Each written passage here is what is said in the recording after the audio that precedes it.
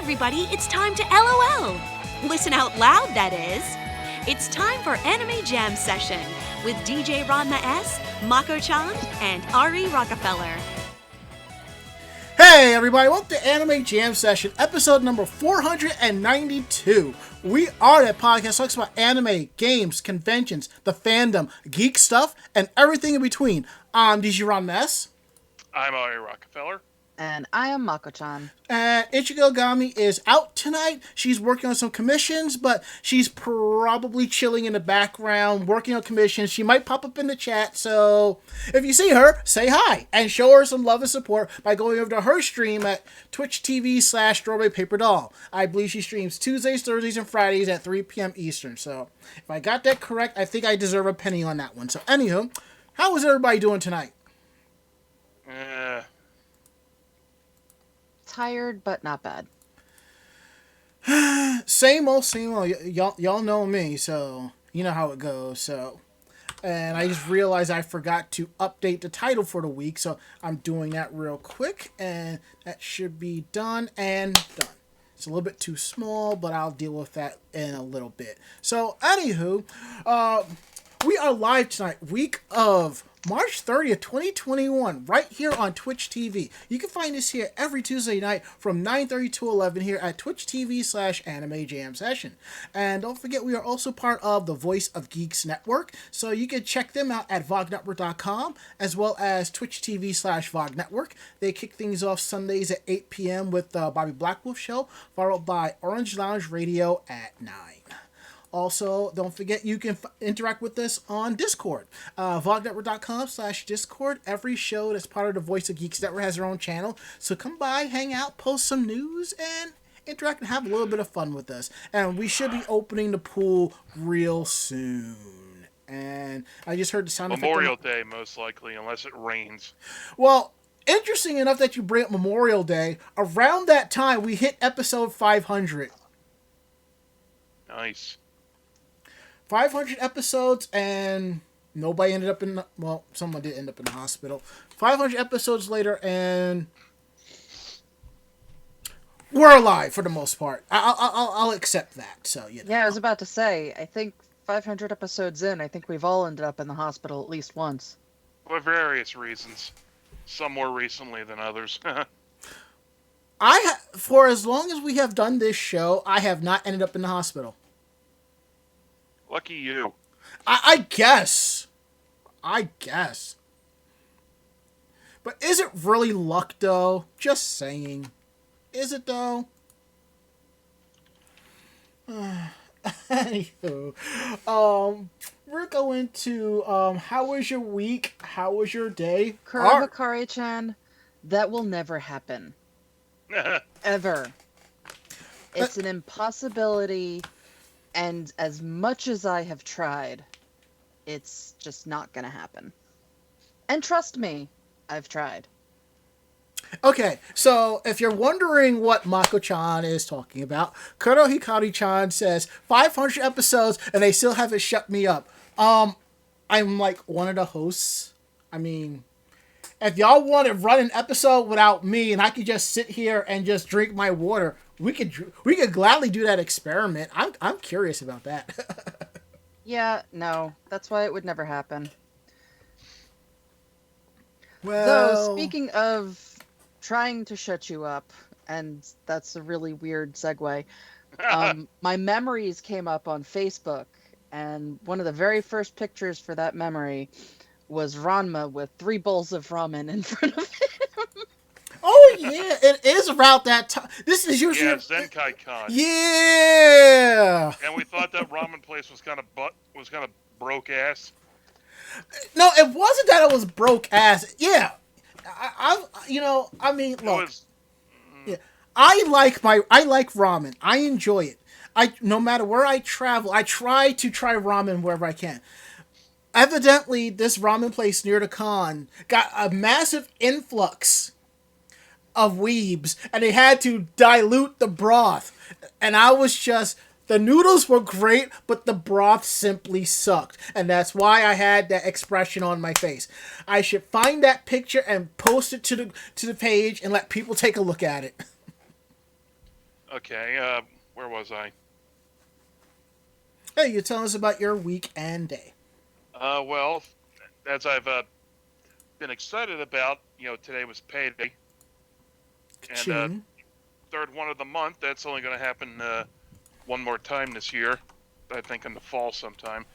Nonetheless, you know, all the bills were paid off in the last check, so I'm just sitting on the money for the most part. I did, splurge on a couple things, and I have to fix up a couple things in my apartment around my workstation or desk or whatever. And other than that, it's just been you know work-related stuff. I go back on the morning shift starting tomorrow for the rest of the week, Nice. which means getting up 4 a.m. again. Ooh. I had a job where I used to get up at 5. I understand completely. But speaking of hospitalization, on Friday I have to go into the city to Penn to get a chest X-ray done. Not chest X-ray, a CAT scan. Mm. And they shoot me up with some kind of irradiated, not irradiated, but special ink that'll show up to make sure everything's working properly. Mm-hmm. And I'm just trying to figure out.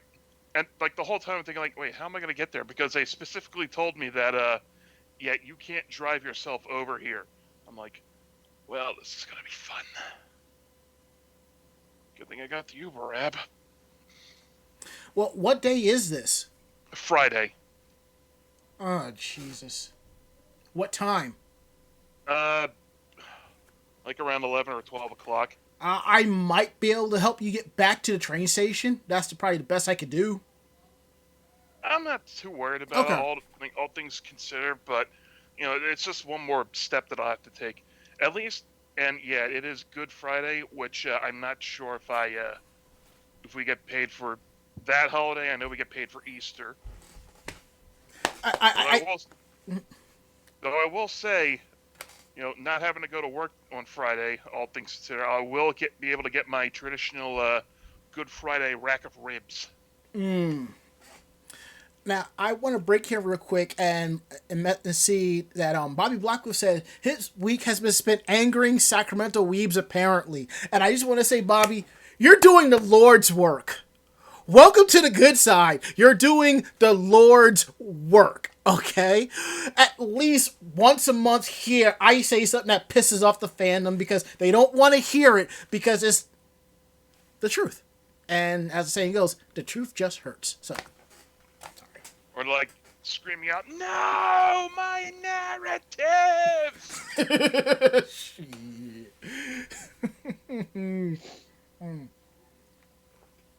Mako-chan, how was your week? How was your day? Not horrible. Basically just getting ready for this coming weekend. I get to make deviled eggs. Yum yum. But other than that, just hanging out with the cat. Gotcha. I lead an exceedingly boring life. Without us around. No. It's just boring. There's entertaining bits in between, but it's boring. Do you hear this child? What? I said that there were entertaining bits. Fair. Alright, so my weekend day has been the same old. And then I did something I should have done in this apartment when I first moved in. And because I realized I didn't think I would need them. So I did something what I should have done 8 years ago. Buy curtains. That's what I did. Now, here's the thing. I didn't even worry about curtains in this apartment because I was never home enough to justify needing them. And whenever I am home, so y'all so you can understand, where I am sitting now, where this computer is, right over here is the window. So I can see when the kids run back and forth. So if I'm home on the weekends, they might come around and play, whatever. But because of the pandemic, the kids are home a lot, so and what they tend to do is they tend to knock on my window and just wave and say hi to me and ask me random questions, and I'm probably here gaming or editing and I'm just like, yeah, this is not going to work. So I went out and put a curtain in the window, so I have one up, and then what happened was I went to bed, my alarm goes off, and I wake up, and I'm just like, why is it so dark in here? I mean, like, I don't get it. Why is it so dark in here? And I look at my watch, and it's like 1. I'm just like, did I sleep until 1 in the morning? And I get up, and I look over, and I realize, oh, it's the curtain. Because I went and bought blackout curtains, to put up. Because I didn't think it would be that dark in here. Yeah, I was wrong about that. So I ordered a pair of nice regular sheer curtains so I can kind of see out the window because it's a bit of a nice view, but still. So I got that going, and then I caught a good deal. And I caught a good deal on a video game. I went and picked that up. Bobby says, "Please tell me the kids are still knocking on your window." No, they haven't been out. It's going to be like, I think because of the Jewish holiday, they're probably not going to be running around. But when they will be, if they see that there's nobody in the window, they're not going to stop and knock. They're going to keep going or something like that. So I'm going to put up the other set of curtains later and just see how that plays out. That's going to be kind of interesting. So and that's basically has been my weekend day. Moving ahead to housekeeping. Don't forget to follow us on social media. Down below is ways you can kind of throw money towards the stream if you like what we do here. We really appreciate it. Big ups and big shout outs and appreciation to Sia Tabiri. He's also doing the Lord's work, so much appreciation to him. I think that's it for housekeeping. Next up is Geek Roundtable. This is the part of the show where we kind of talk about more of our geekier things that we don't do during our weekend day, kind of share stuff. So, what do you have this week, Ari? Well, let me get the Skype window so I know what I'm aiming at. Here's one of the things I bought with my money. Oh, I've seen those. Yeah, it's a Dyson Tower fan. I had to get a new one because the old turbine, column fan that I had. Yeah. What happened was I was trying to clean it out, and I figured, I'll just stick something a little thin and flexible in the vents because I'd done it before, and I'll just get like a cloud of dust shooting everywhere, which is so much fun. Right. So I stuck this into it for for a quarter of a second. It went, and now it sounds like an old weed whacker motor.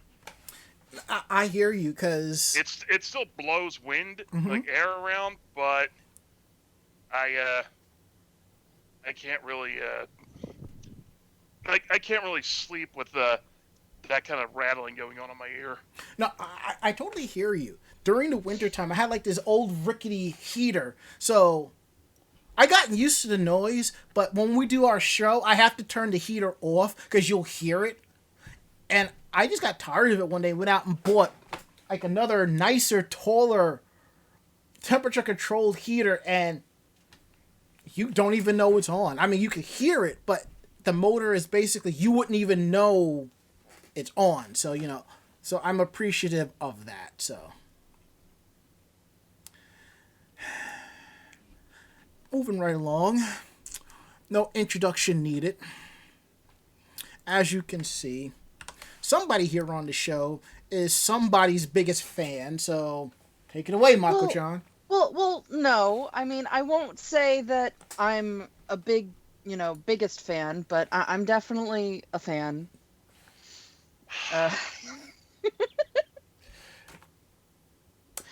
What? Does anybody... I'm a fan of a lot of things, but, you know how much of a fan of, Supernatural I am. And Stan's ended up having a sale that they were getting rid of a bunch of backstock of Gish stuff. And this happened to be one of the things that was on that sale. So you know me, I had to have a fan. I actually do collect fans though, so it's not like this weird thing. I mean, it is a weird thing. It's just, Misha Cohen's face all over it. But I actually do collect fans, and this was just a funny kind of thing to see on there. So I had to have it and show just how much of a fan of Misha Collins I am. Mm-hmm. And Sia Tabiri says in our chat here at Twitch TV/Anime Jam Session, "You're not my biggest fan. This is my biggest fan." A reference to the Honey and Bosco episode of Tiny Toon Adventures. So, because that was the first thing that came to mind. Yeah, I Or we're actually going to would see a giant really, Tamari really fan love... with all these faces on it. Yeah, I would actually really, really love just one of those huge fans. My largest fan is actually, it's a feather fan, and it has peacock feathers throughout the whole thing. So from the end of the fan to the end of the peacock feathers is probably about 15 inches. Gotcha. But I would like even larger. I do like fans. Even my bedroom set, the way it's curved, so it kind of looks like a fan. But yes, fans. See, Fans. this reminds me of a story. This was about at least 15 years ago, at least, when I first met Holly, great person, fan of the show. We're all hanging out in Chinatown one day, and she was talking about cosplaying Tamari. So she picks up this fan, and if you've seen Naruto, you see the big fan that Tamari has. So we're all just minding our own business, chatting, whatever, and I just hear this giant thwack, and I just jump. I'm just like, what the fuck? Holly I think she opened it up and slammed it down just to see how durable it was. And I want you to understand, that fan had to be about, I'd say maybe 2 feet tall. Holly's about 4 feet, okay? I think she's actually 4'11", all right? She's just as tall as Usagi Tsukino, okay? This little child, this little person, taking his big fan and just slamming it down like that. And I'm just like, remind me to not piss you off. Seriously, remind me to not get you mad. Yeah, one of these days I will combine my obsession with fans with my obsession with sharp, pointy objects, and I will get Katana's fans for Mortal Kombat, because God. I really, really want her fans. Oh, God. What? Yep.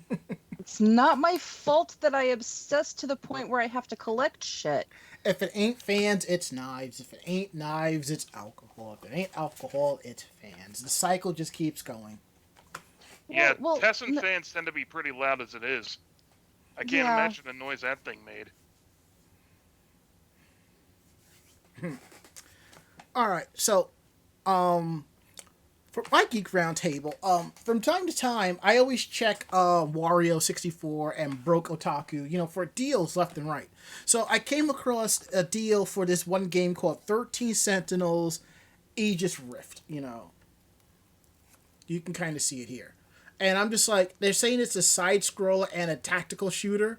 So I'm sitting there spending about 20, 30 minutes watching gameplay footage to see if this is something that I want. So I ended up ordering it and picking it up, and I'm like, okay, I think this is something that's going to be a fun game to play. But then I realized this game is going to sit on the shelf with other games that I have purchased at a great deals that I plan to play, and I have no idea when I'm going to touch them. Because right now, I'm like around the halfway mark of Sakura Tyson, and I haven't decided on the next game I am going to do. And I mean like next game to start, because right after I finish Sakura Tyson, I'm going to try to finish Cobra Kai, the Karate Kid saga continues, and then pick up another game and figure it out one way or another. I just know that I have a lot of video games here that will keep me occupied, so, And now that we got that out the way, we have some last minute breaking news. And this came up via Facebook. it seems that there's going to be a swap meet in Sacramento for the anime fans this weekend, and people are not too thrilled about it. And as always, the fandom can never be happy. So let me turn this down a little bit so it won't be too loud. Basically, there is a COVID vaccination site in Sacramento that's closing. A little bit more. Okay. How's that? A little better. Perfect. All right. So basically, there's a COVID vaccination site in Sacramento that's closing for 2 days to host an anime event, and people are not happy about it. They feel, basically, the long story short is fans are feeling that the con is only focusing on their bottom dollar and not caring about fans or anything else. Now, this is not the first time we have discussed a story similar to this on this show. I think at least maybe 5 times in the past year we have discussed something like this. And we've sat here and we've explained it to y'all. Some of y'all get it and some of y'all do not. And I believe in accountability and transparency. So basically what's happened... Yeah, Ari, I definitely agree with you on that. So basically the long and short is... People want to know, why is SacAnime having their event that weekend? And I think it's this weekend, I believe. Yes, this weekend. As according to SacAnime and other people have said, they have already booked these dates way far in advance. So it wouldn't be an issue with the clinic, which from my understanding is only open during the week. And there are some clinics that are like that, which is understandable. Now, my honest opinion is this. If there's going to be a convention or an anime event, as long as the con runners follow safety protocols, social distancing, and make sure who comes in and comes out, have at it. Do what you got to do. I went to an event back in, I think it was back in this past October. Might have been a little bit before that, where me and a friend, we went to this horror convention. I wouldn't say it's a convention, it was a convention / swap meet. It was outdoors. Everybody was basically standing 5 to 6 feet apart from each other. You had somebody, with a little ticker counting how many people are coming in and out and making sure, it was safe. And this is an outdoor event. Now, I have mentioned on this show a few times, this is not the time for conventions. We need to wait until more people get immunized. Yes, yeah. There's much more herd immunity. We're at herd immunity levels, I mean. We're not even close. I mean, events should be happening 6 to 8 months after the last bunch of people get it. And right now, there are fans kind of getting hype about Anime NYC and the Javits Center. I'm like, y'all do realize Comic-Con has canceled. So... And as Bobby Blackwolf is informing us, which I am really appreciative of, he is saying that it has come out later that con runners offered to accommodate the county and lower their footprint, but the clinic said, we're fine. We arranged all the schedules around existing events, and they had another one of these events back in October. I would assume that maybe back in October that there wasn't a clinic there, or if there was, it just wasn't a problem. Because as you can see now, as more people are getting immunized, more people are going and traveling. When I went out today, there was more people on the train. I'm just like, well, damn, I wasn't expecting to see near normal capacity on this train car. Now, anime fans are upset either at the fact that, why are you having a convention where, I'm all for the con. Now, you anime fans, you got to understand something. I'm going to repeat this again, and I will continue to repeat this until you finally get it, or maybe I will take this water bottle and knock some sense into you. a lot of conventions book convention centers and hotels up to a year in advance for their event. What also can happen is that because of if something terrible happens, like this pandemic, these conventions need to hold out for force majeure, which basically means act of God. So, if this force majeure comes up, the con can cancel their reservations at the hotel, convention center, whatever, with no liability or very little liability. I'm sorry, act of God or act of government. Thank you, Bobby. At that point, if that happens, the con can save their money and plan for the following year. But every state has a different set of COVID rules and restrictions where it's not that easy to do. Some conventions are forced to some conventions are basically forced to have their events even though they don't want to, but they have to put in safety protocols. We've seen a few conventions do this. But then you have some conventions that are like, we might just be able to pull it off and get away with it and not really caring about the greater good, but that's on them. And you do have some industry people like voice actors who are kind of going along with this. That's on them, that's fine. Now, as per some of the reading that I have done and I've read around, this is basically what's happening. And again, special thanks to Bobby Blackwell 4411. The government basically told them they can have their event this weekend since the fairgrounds is owned by the county. And the venue is charging $10 to park there, but they're not. But you don't charge for vaccination parking. And as you can see, the venue wants that money. And we've seen this before. If there's an event going on like this, parking, you got to pay for it. If it's something more like medical based, sometimes that doesn't even happen, Basically, you weebs need to understand there is a reason for this happening. And instead of attacking somebody who's saying that they're wrong, why don't you do a little bit of research before you go on the attack? That's it. That's all I'm saying.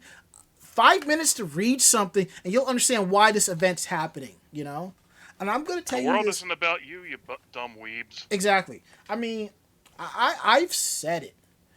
I am not too thrilled if Anime NYC happens. If it does happen, I will go, because by that time I'm vaccinated, and I expect the con to follow vaccination protocols, social distancing, everything. And I hope that the Excelsior Pass becomes a mandatory thing where if you do not have your vaccines, you cannot enter the venue for the event. So, and as Bonds006 says, that anime photo shoot that happened this month in NYC, I saw a few faces I know. Yeah, I know two people that went, and I'm just like, look, y'all can party up in Long Island City for that, but you don't have any information about safety protocols or this or that.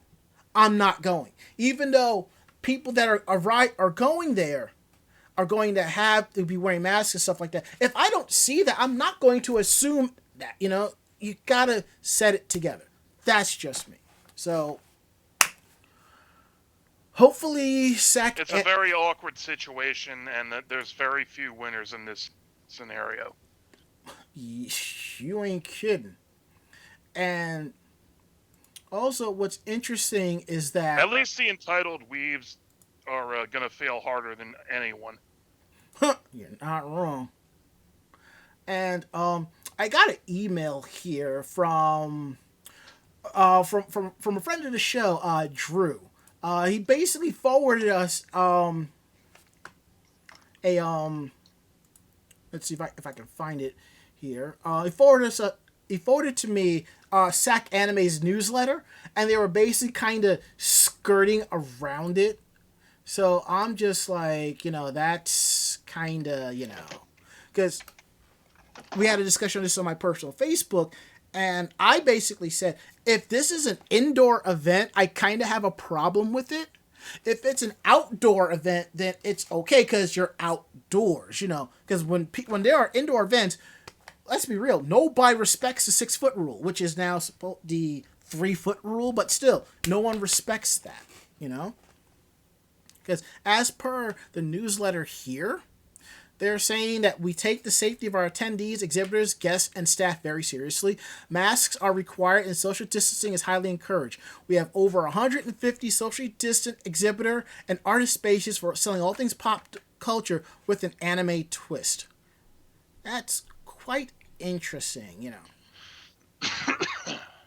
And they have it laid out. So it looks like this is an indoor event. I mean, I don't know. I mean, if I'm running this event, I would be asking people for make sure that they're vaccinated or show proof, because, you know, or something. But I understand, like, right about now, it's hard to catch an appointment, so I totally get that. So, I mean, honestly, it looks like they're trying to play ball safely as possible. And as I can see from the picture, this is an indoor event, so I'm just like... But there are no panels going on. There are no workshops, which is good, you know. I hope that they are checking temperatures at the door as well, you know. The problem is that, well, checking temperatures is all well and good. Yes. Not everybody that has COVID has a temperature. But that's the best thing you can do for right now, you know. Oh, yeah, but I mean, it's still, you can't just go, oh, well, nobody here has a temperature, so we're all safe. Mm-hmm. So That's why they encourage all the safety precautions on the individual. Mm-hmm. right. And the thing is, when this whole issue came to light through the SacB and Anime News Network, SacAnime kind of didn't do anything. They kind of just sat there twiddling their thumbs like, what do we do? And that's where I mentioned transparency and accountability. Yes, they put this information in the newsletter, but is it on your socials? Is it on your website? You know, it only takes a few minutes to update the website and put that information up there, you know? So this is going to be quite interesting. And as Bobby Blackwolf says, I guess in regards to what I just mentioned about temperature checks, there's also going to be interesting legal challenges regarding a private business discriminating against someone based on their medical history. And that's something that people are throwing up because of the digital pass, you know, to check if you have gotten your vaccinations or not. So, you know, and I look at it this way. This pass, it should just check if you just got the vaccination and that's it. Because, I mean, we're having a medical pandemic here. I mean, come on, you know.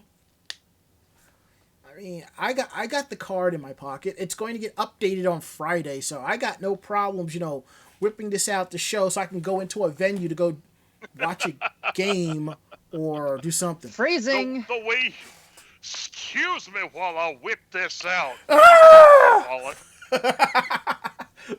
Freezing.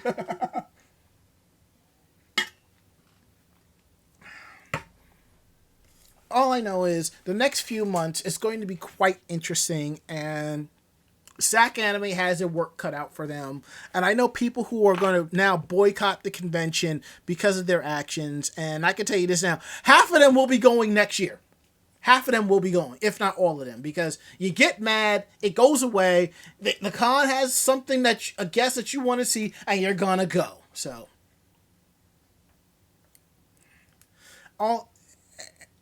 you know, if you're going to go, be safe. That's it.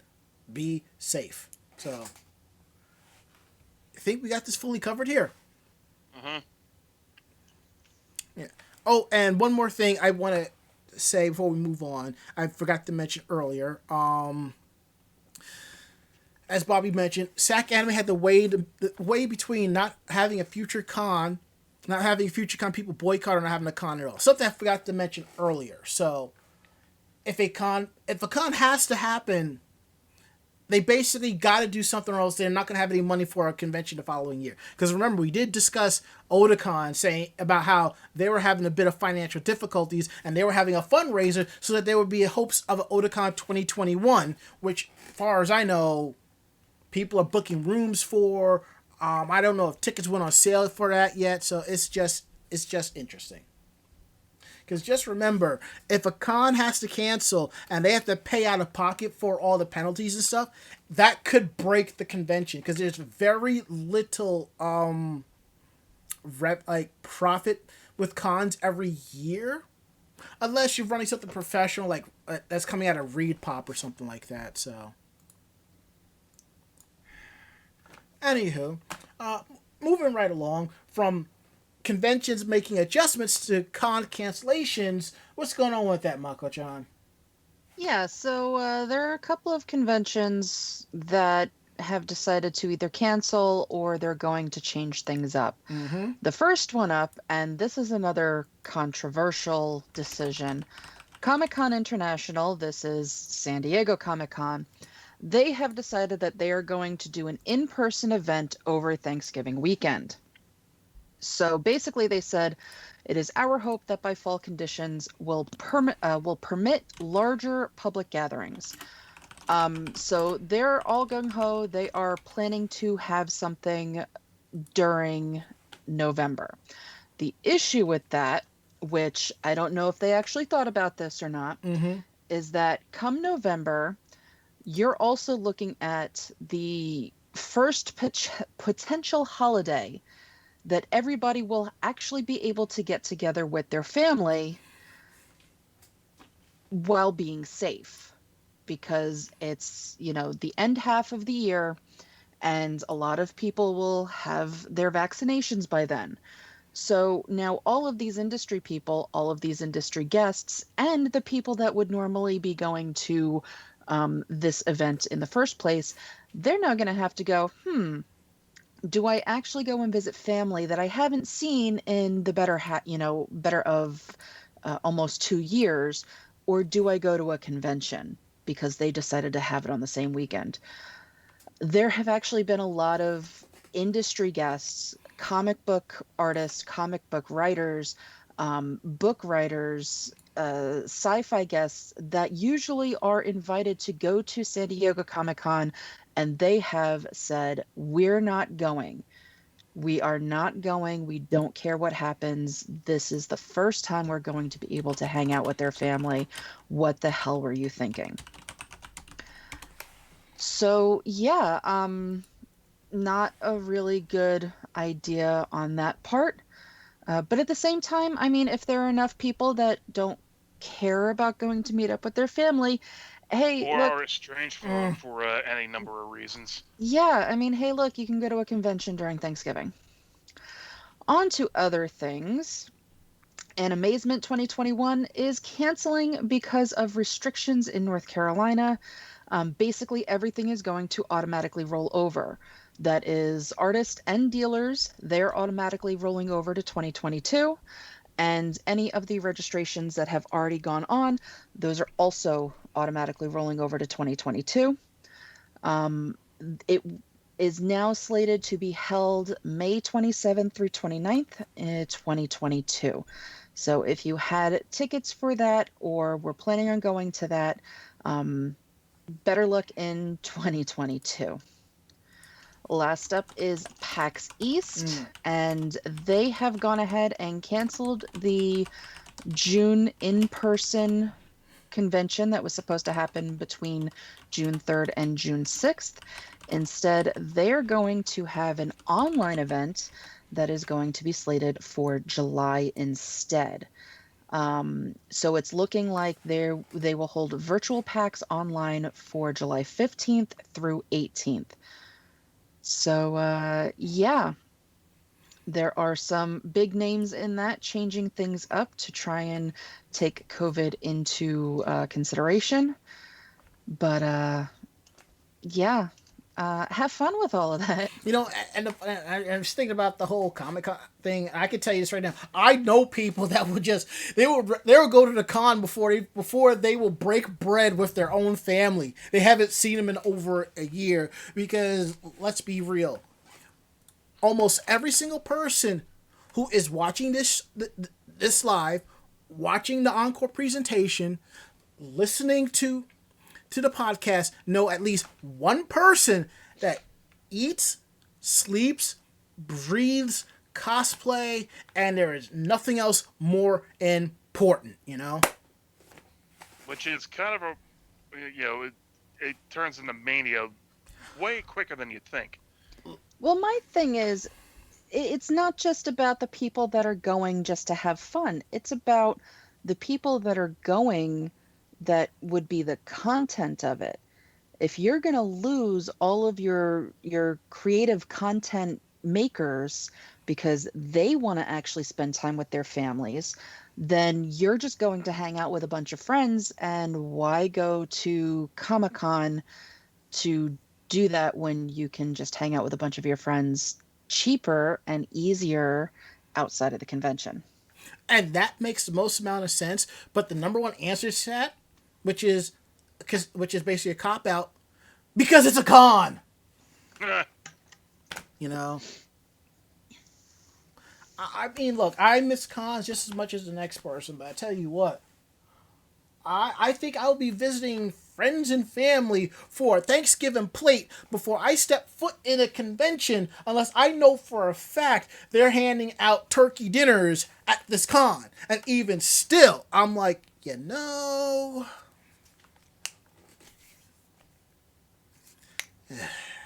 Yeah, I mean, I wouldn't mind going to a convention and having fun and hanging out with people, but at the same time, I don't have to fly across country to do that. Exactly. But I mean, it makes me wonder just how it's going to work, because San Diego Comic-Con is absolutely maddening, absolutely crazy. So I mean, is this going to be first come first serve for the people that already had tickets for those cons that were canceled, and they get stuck going, oh well, you have to take Thanksgiving or you can't go, and you lose your spot? Or is this, okay, this is going to be a special thing and we're going to have a regular convention in 2022, but Thanksgiving weekend's just going to be, this fun kind of get together, and you don't have to worry about it. Your regular tickets will, slide over to 2022. Because not for nothing, if that's something that's going to happen, it's going to be a mad dash trying to get crap. Hotel rooms, tickets, anything. Just because of how crazy it already is trying to get something over there during their normal conventions. And me, I'm over here like, you know what? That's 2 days of holiday pay for me. Screw both of them. And as somebody who used to do this for PAX East, I'm not about that life anymore. No. It's not that I'm losing my love of cons. It's just that Priorities. I ain't looking to give tourists in the mouth like that. Yeah, no, it's the priorities, If there was something on the East Coast, I have those 4 days off, so I wouldn't mind, going to something like that. Especially just to get out of the house. But to have to plot something and do all of that travel, no. I hear that. All right, moving right along. Looks like there is some justice happening in the anime industry. I know my friend Mark is probably rejoicing about this, so... Ari, tell them about Harmony Gold losing the rights to Macross. Yeah, the link I brought up and brought to your guys' attention was published 4 years ago, but since the deadline is drawing nigh, I figured, yeah, we got to talk about this again. Sure. On August 23rd, Percy Anderson of the California Central District Court issued a ruling in a court case, Harmony Gold versus Tatsunoko Production Limited. Among the numerous terms, which will be outlined, the following was listed under their judgment. Harmony Gold has no permanent, exclusive, and irrevocable copyright and trademark rights to the programs, Macross, and as same shall belong to respondent, Tatsunoko Production, on expiration of the term in 2021. Upon expiration of the term, Tatsunoko shall have the right and option to disaffirm or cancel any existing licenses, assignments, and or other agreements extending beyond the terms as many have been entered into by Harmony Gold. So, yeah, on March, oh wow, it just happened. March 14th, the the rights to Macross are out of Harmony Gold's hands, and now Tatsunoko has them back in their control. So let's see.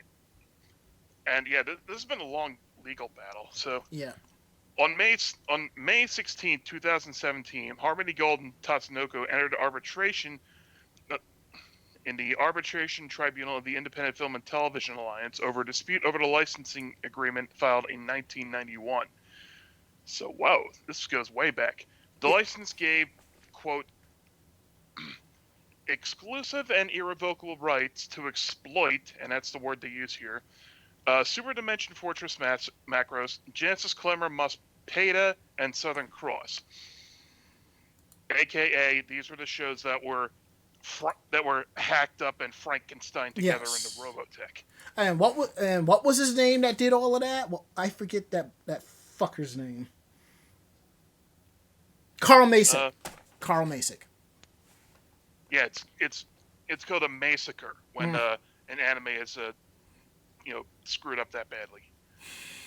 On January 20th, 2003, Harmony Gold and Tatsunoko yet another licensing agreement was stated for good and valuable consideration, the receipt of which is hereby acknowledged. Licensor hereby grants the licensee whatever rights licensor has, if any, in the copyright of the original 36 episodes of Macross. And in 2008, a final form was signed, though that hasn't been disclosed yet. This huge chain of licenses extension stemmed from the original license on September 11th, 1984. First held by Hong Kong-based HG Ltd, who in the 80s filed numerous agreements and amendments to the original license through 1989.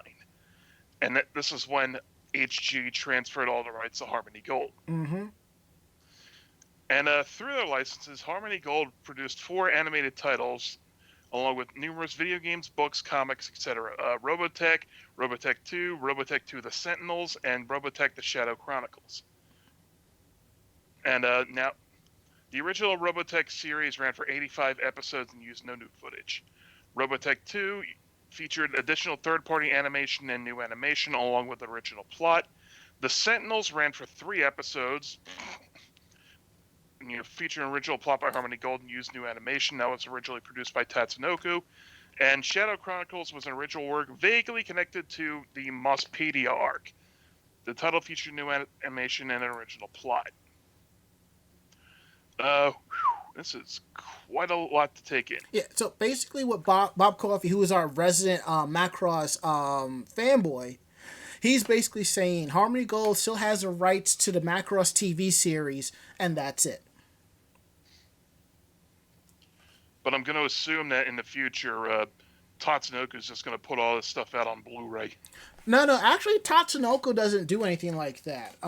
They're going to leave that for somebody else. I could see Viz, Funimation, Sentai Filmworks, or one of them like picking up the rights to this and just redubbing it as Macross, And I think that's what the fans want, because if they can't get a hold of the original Macross TV series, at least you can get the rest of the shows to come over, hopefully. Because if I'm not mistaken, this was part of the issue why other Macross series have never made it to the U.S. because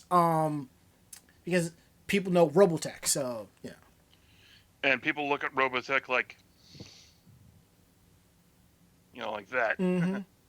Hopefully they'll end up losing the rights to that, We're hoping, because let's be, I know a lot of people want to see the original Macross subtitled or at least dubbed, Funimation would do a good job with it, I think. Yeah. I mean, they did put out Robotech The Shadow Chronicles, but let's see, we just want to see Macross 2,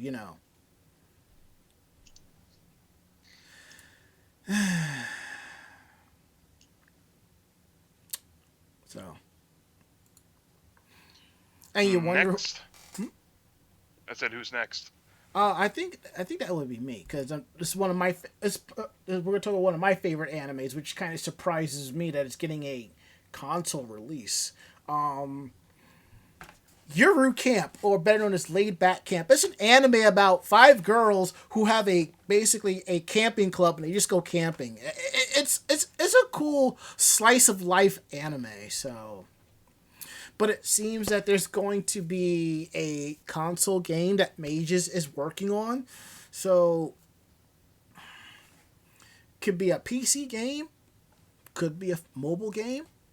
I'm just kind of curious about that, you know. Basically, the plot of the anime is, as like I said, you know, or as the article puts here, one of the characters, Rin, likes to go camping by herself along the lakes that provide a scenic view of Mount Fuji. Nadeshiko loves to take cycling trips by herself to places where she can see Mount Fuji. After they meet, they take camping trips, eat cup ramen, and enjoy the scenery. And eventually, other girls come and join, and it becomes a club, and it's pretty fun. So. There is a VR game called Laid Back Camp Virtual Lake Motosu. Basically, Yuru Camp Virtual Camp Motosuko Hen. And then there's Laid Back Camp Virtual Fumoto Campsite, or Yuru Camp Virtual Camp Fumoto Camp Johen, which is available for iOS, Android, PS4, Switch, and PC via Steam. The first game launched on March 4th, and the second game is slated for April. Given that we now have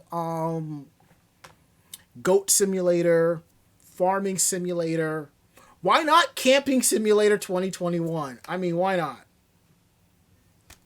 Don't worry. Modders and particularly insane Let's Players will figure out ways to break that too. I am not looking forward to that.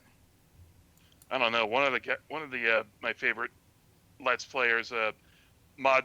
Like I'll shoot you the link to it sometime, but there's a list of mods they put in Farming Simulator that completely destroyed the game in beautiful ways.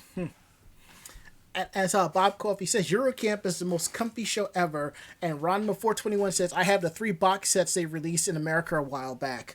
And if you go on YouTube and you put in Yuru Camp mashups, those are amazing. I have sat there and listened to those numerous times. They're just so good. And if you listen to the opening theme, you kind of understand why there are mashups for it. So, okay. Next up, looks like there's some forgery going on in some Tokyo Babylon, and basically it's gotten DOS boot. Mako-chan, take it away. Yeah, so for those that don't know, Tokyo Babylon is actually a Clamp-created manga. It's a supernatural manga where, this family of 3 basically go on to attempt to protect Tokyo from supernatural perils. This was out in the early 90s. The manga original run was 90 to 93. The original animation was 92 to 94, and then there was a live action film in 93. Well, what happened is a company decided that they were going to bring Tokyo Babylon back for 2021. However, that has been officially canceled. So the official website, they announced that it was impossible to continue production as a result of repeated discussions within the production committee. Their official statement states, after the recent discovery of copycat plagiarism by the animation production company, the committee has been reviewing all of our products to ensure compliance and to prevent a similar situation from occurring again. As a result, unfortunately, we have discovered that there are many other imitation plagiarisms in addition to the 2 character costume settings that were pointed out to us. The production committee sincerely apologizes for this inadequate management against the production company. As a result of repeated discussions within the production company, within the production committee, we have decided that it is impossible to continue production due to the lack of trust with the current production company, and we have decided to cancel the production of the Tokyo Babylon 2021 project. After discussing with Clamp and the production committee, we have decided to start anew with a completely new production system. So, Um, everything basically is going to be shut down. Their website, the Twitter, and the Instagram, they will be shut down on April 30th. What is going on basically is it looks as if things were not, I guess, correctly asked of Clamp and the owners of Tokyo Babylon. Well, it's more along the lines of they copied somebody else's design styles for the characters and are like, that looks awfully familiar, and that started the ball running. Yeah, so basically my assumption, the fact that they are going to actually start anew with a completely new production system, is that they're going to be looking into a new company to do this, and possibly new artist. But yeah, I mean, at the same time, I get that there are people that will look at a project and go, I like this, I'm going to, do my take on this. And then there are people that go, I like this, so I'm going to change up the color scheme, and then I'm going to, just use it anyway. What about Butch Hartman? Right. I mean, there are people, there are a lot of people in the American comic scene that do very, very similar things. We've talked about on the show various instances of tracing, and how some artists, that we will not name, that may be related to people in Kiss, decided that his homage to his favorite artists was going to be a little bit more blatant than just a love of his fandoms.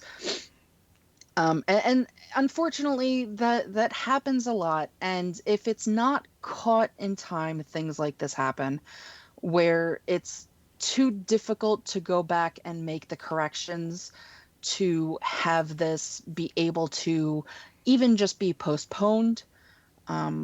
So, I mean, something like this, the fact that they have to completely cancel it shows that it was just too ingrained in the entire project to be able to get away with going in and tweaking things, which, I mean, completely sucks, just given that this was actually supposed to be coming out this year. April, actually, if I remember. Yeah, it was actually originally slated for April of 2021. So they had actually done quite a bit to go into the production of all of this, to basically be told, you know what, somebody else kind of has used these designs before, so, oops. That's a pretty big oops. Yeah.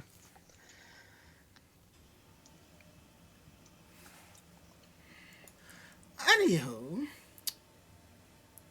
from one canceled mistake to a series of mistakes and finally getting stuff together, Ari, what's going on with the fourth Ava film?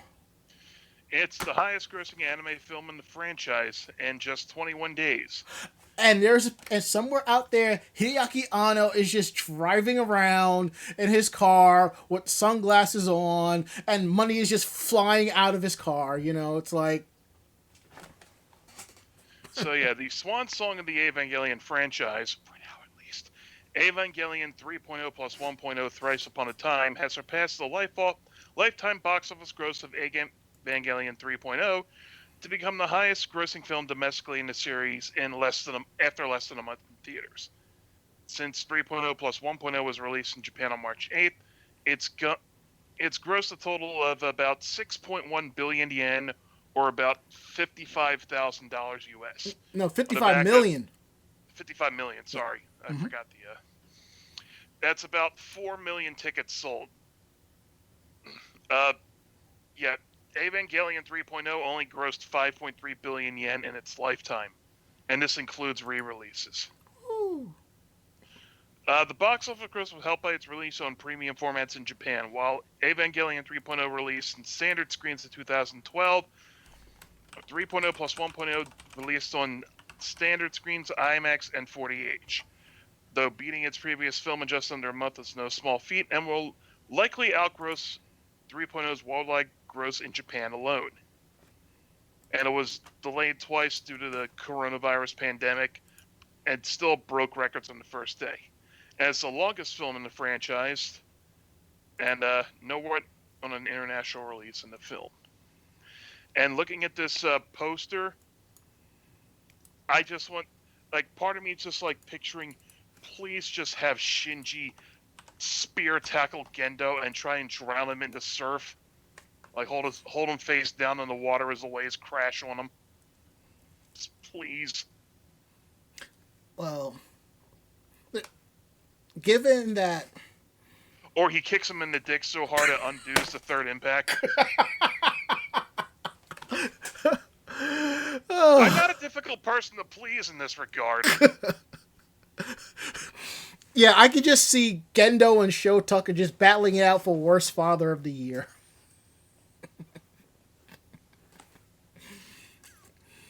Meanwhile, Goku's just like, I'm just gonna back away slowly and come back when there's less weird shit.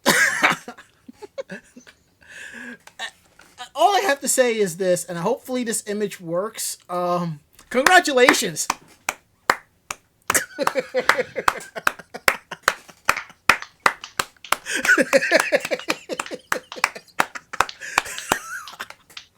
Oh god, holding that hollow eyed stare right into the freaking ring light. Oh. You should have known this joke was coming. Excuse me while I bash my forehead into my desk.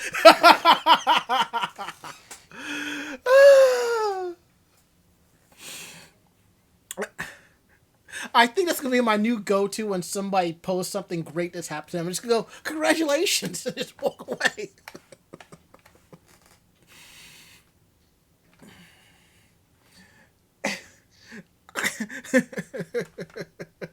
Let's move on, please. Yes. And we're going to get into our final normal story of the night. You call these normal? Air quotes normal. In comparison to the Meanwhile in Japan stories, yes. Yes, I do.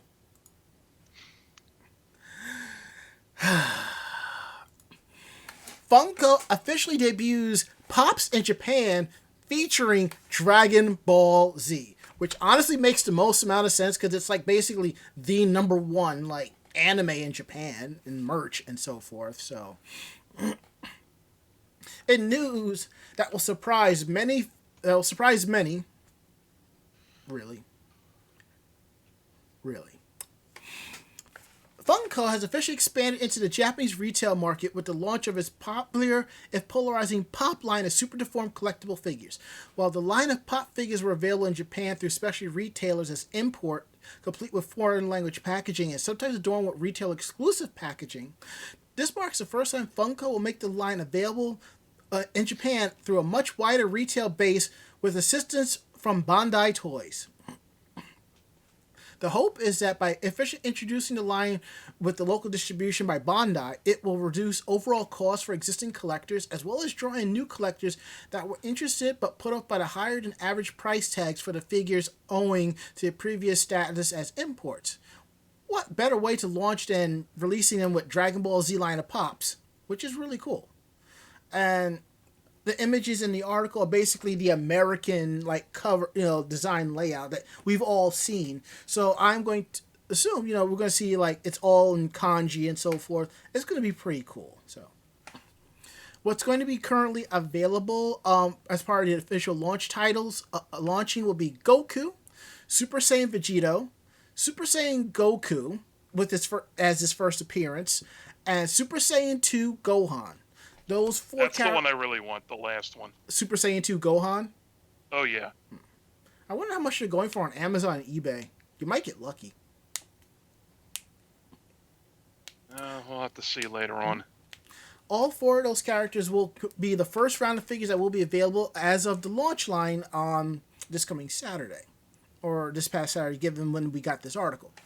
It'll be available in Japan across various retailers from department stores all the way to appliance shops and online stores for about 1,800 yen each. So we got Nendroids, figure arts, and now Pops. I think it'll work.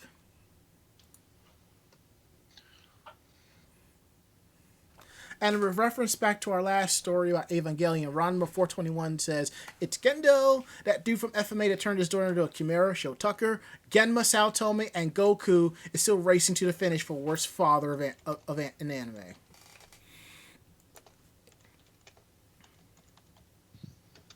Fair. Anywho, we're now at the part of the show that you all really enjoy more than anything else. Meanwhile, in Japan. I'll take the first one. Okay. I'll take the second one. Okay, I got the third one. All right. Okay. The Olympic... No, go for it. The Olympic flame goes out twice on the first day of the relay. Yeah, it's not the first time it happened, but... But given what's going on with the Olympics... Oh, yeah. The Olympic torch relay, standard field-goal moment for the Games, has faced difficulty and controversy. One prefectural governor saying he didn't want the torch carried through his prefecture, and one high-profile runner dropping out of the festivities. But on Thursday, the relay finally got underway with a starting ceremony held in Fukushima, and members of Japan's championship women's soccer team being the first to carry the flame on its months-long parade around the country. For a while, it was, all around the world, not just the host country, and then they've gone back to just the host country for, I guess, because of the pandemic. And they also usually lit it in Olympus, Greece, but that's neither here nor there. What fans watching from beside the route on TV saw what many took as yet another bad sign for the Tokyo Olympics, as the torch suddenly went out while a runner was carrying it. The torch went out twice during that day, first in the town of Tomioka, and later again in Hirono during a torch kiss, as the Japanese sports media refers to one runner using the torch to light the fire of the other relay members. Because the people get to keep the commemorative torches themselves. Like, I think in the 96, the Olympic flame passed through the town of where I went to college. Yeah. And and the mayor had that on display. Still does, I think. In both instances, the torch was quickly relit by officials transporting a lantern with a continuously burning Olympic flame along the route. But people were like, yeah, the Olympics are cursed. Like some invisible force saying it's over. I thought something like this might happen, and all I could do was smirk when it really did. Sorry I made trying to guess the prefecture this would happen and turn into a game. With all the things that happened with the Tokyo Olympics, at this point, I'd be more surprised if it didn't go out. And someone actually said this goes out fairly often. While the Olympic flame had carried a symbolism being eternal, the torch flame temporarily went out or was deliberately extinguished in the run-up to the Athens, Beijing, and London Games. And learning from these incidents are likely why the Tokyo Olympic torch relay organizers were prepared to deal with the problem as quickly as they did, though probably they were hoping to at least get the first day without this sort of hiccup. And the Sora News 24 reporter, Mr. Sato, was not behind any of the extinguishings. You know what else I remember about this? Brings it up. What? I remember back again the Atlanta Olympics. Yeah. One of Dave Letterman's top 10 lists was top 10 ways to ruin the Olympics. And I remember one of the answers was one of the items was drink 3 gallons of iced tea and try to put out the Olympic flame.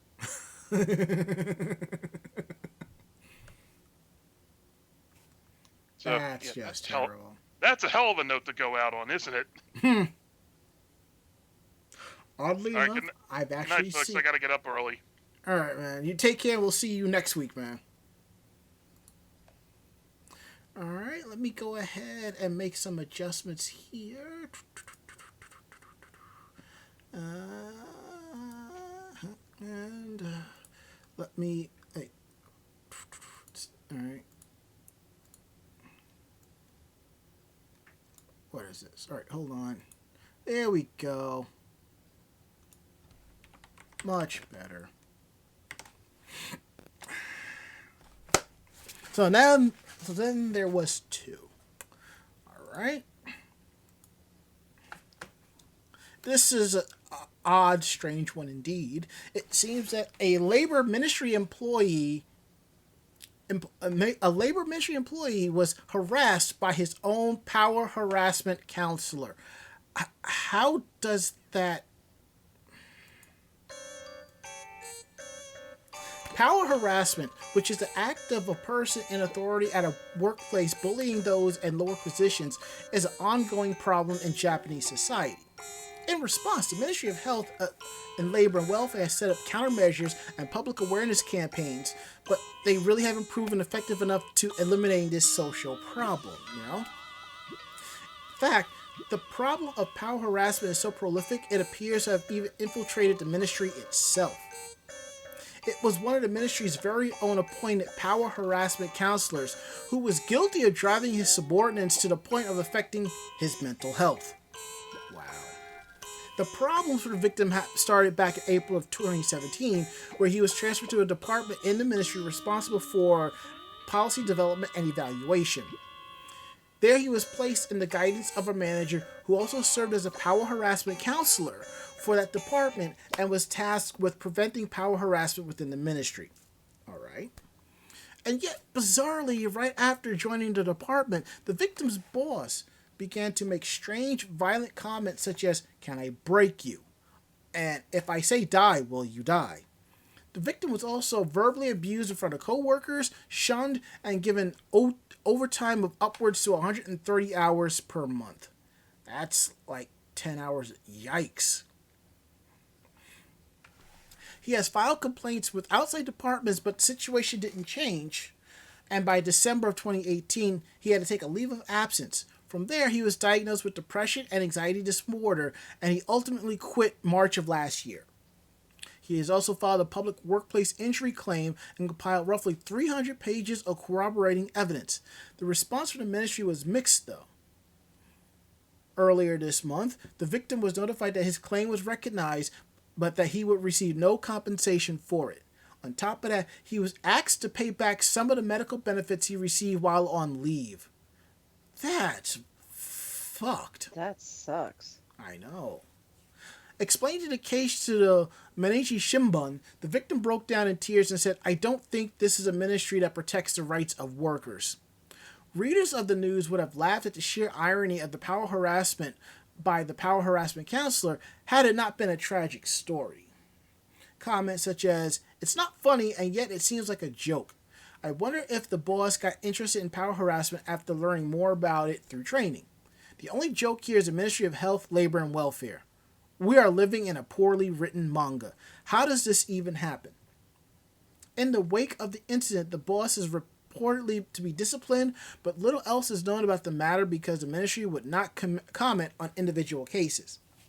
Everything that has happened could be seen as a dire glass half-empty situation. Either the ministry's own power harassment awareness was far too weak to even identify it in such a crucial position, or power harassment is such a prolific problem that it's impossible for anyone to be completely protected against it. Either way, it's clearly a problem that's gotten way out of control. That is absolutely ridiculous. That probably happens more often than not.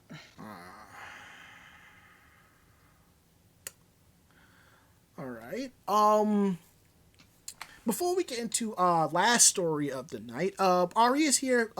Says that she likes your fan, Mako, and she wants to know about the Olympics.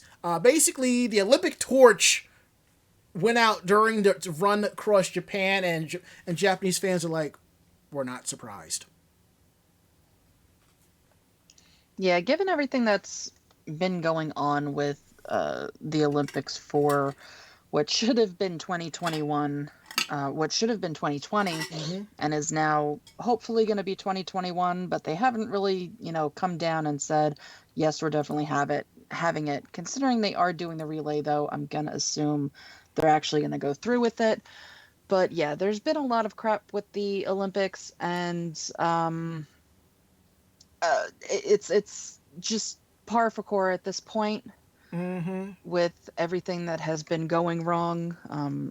Everything will go wrong at this point. Mm-hmm. So the torch is going out. While it does happen quite often because it is just a small flame, for it to go out twice in the first day it's just telling. Yeah. To quote Shang Tsung from the Mortal Kombat movie, a taste of things to come. Anywho, our last story of the night, coming out of Japan. Yeah, so a woman is very surprised to learn that foreigners don't openly tell women they have big breasts. And not for nothing, I've actually lived this, so it's actually quite amusing. Are you talking about your roommate from when you were in college? Yes. Oh, okay. So, when you happen to travel and you meet different people from different countries, you get an opportunity to learn more about those cultures, while also coming to new realizations about your own. So that's what happened to one Japanese woman recently, after she had a conversation with two women from abroad that opened her eyes to the realization that Japan is a quote-unquote sexually underdeveloped country. Understatement of the millennium. According to the news site Urban Life Metro, the Japanese woman was speaking to a Taiwanese woman in her 30s and a Chilean woman in her 20s. All three women were large breasted, so the Japanese woman wanted to find out if they'd had similar experiences to her, saying, "In Japan, people will sometimes say, 'You have big breasts,' to a woman with big breasts. Moreover, men say it too." As soon as the two women heard that statement, they expressed their surprise. The Chilean woman saying, "Really, I can't believe it." And the Taiwanese woman saying, "No way. Japanese people look serious yet say things like that." So the Japanese woman was surprised to hear that, these women had never actually experienced anything like that, and she became embarrassed at the sexual immaturity of her home country. Not going into this whole entire thing, but I know if you're listening to this podcast, you've seen various anime and you've seen, I guess, the locker room scenes where the girls are sizing each other up and touching each other. While that is an over exaggeration, that is a very common thing in Japan. In college, I actually had the honor to be roommates with a girl that was straight from Japan. And let me tell you, I had so much fun sitting down with her and watching various anime. And also, let me tell you that when somebody tells you do not mix wasabi with your soy sauce, don't listen to them, because every Japanese person I know from Japan will do that because our sushi is flavorless.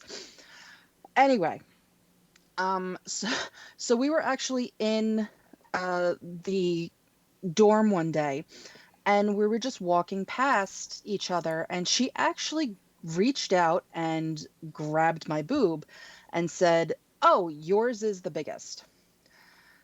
It's very, very common. Um, so I was surprised that she would do something like that, but at the same time, knowing what goes on, I also wasn't surprised. Um, but basically, it goes over that the woman in the conversation went on to say that she wasn't confident about her body, but the two women she spoke with were. While they openly told her they loved their bodies, she didn't have the same love for her body. And she puts that down to all the comments she's received from people over the years, which led her to become self-conscious about her appearance. And not for nothing, This Is Japan Again is a very physically persuasive type of culture, where anything that is not quote unquote normal is seen as abnormal. So if you are not the petite, skinny type of girl that is going to be demure and quiet, you are seen as basically other. And it doesn't even mean that you have to be that much taller or that much heavier. Anything that is not what they see as the norm, and their norm is, I mean, you've seen anime, their norm is very, very typical. So all of your main girls that, 5 foot nothing, that is very shy and very quiet, that's what they typically look for, to be the perfect woman. And, guys that are always at work and providing for their family and might not necessarily actually be a part of that family because they're working so much, that's your typical normal for a guy. And when people leave Japan and go to these other countries, they really understand just how different that is from other countries. I mean, we all have in various countries that typical what you look for in your, ideal type of person. But every country is different for what that is. And while there is bullying and discord against what isn't that normal, it's not as extreme as it is in Japan. Even if you are quote unquote normal, you will still be talked down about in Japan, and not just behind your back, but to your face, which is why there's so much stress and depression and suicide running rampant in Japan. It's not just overwork and crazy schools. It's this ideal that they have to be perfect. And if you are not perfect, you know about it. So it's very eye-opening when people end up going to these other countries and they've been so insular in their own.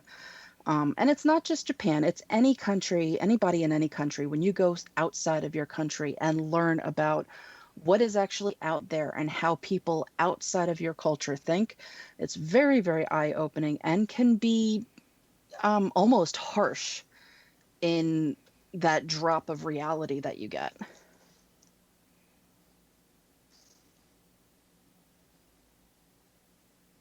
That's some serious insight there. College. One way or another. Ready to wrap this up? Yeah, I am. So, that sounds good. Let's go ahead and wrap it up. So if you like the show, tell a friend, then in turn will tell another friend, and so on and so forth. We're independent bloggers, independent podcasters. So when we tell you what we like and don't like, we mean that. So that's how it rolls. And give me 1 second as I turn my light back on. There we go. Perfect. So if you have any questions about the show, drop us a line at podcast@animejamsession.com.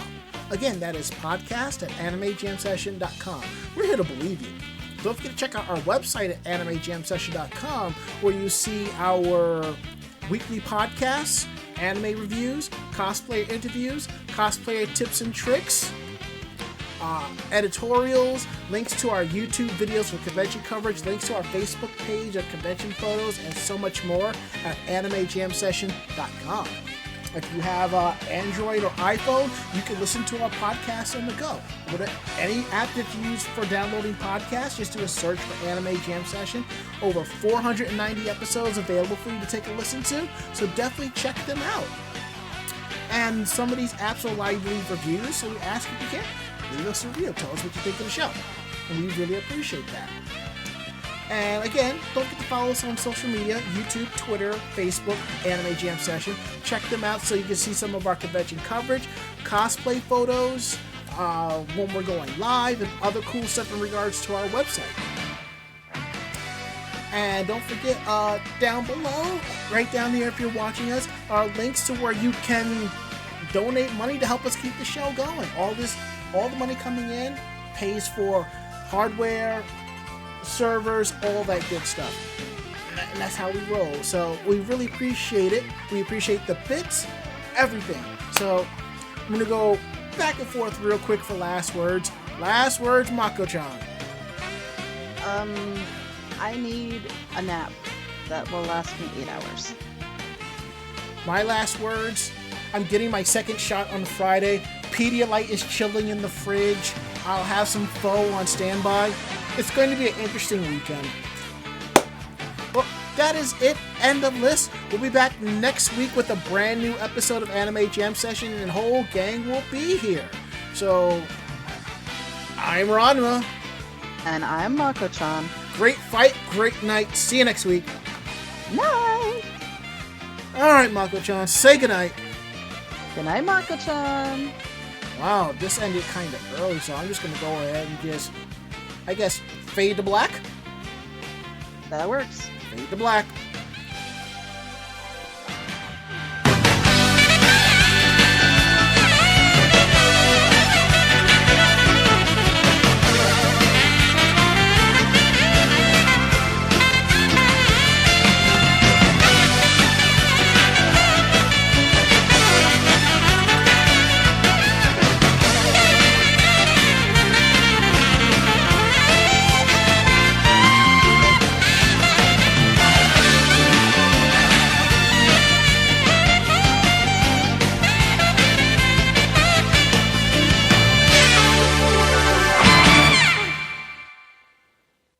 This podcast has been a production of Anime Jam Session and AJS Productions.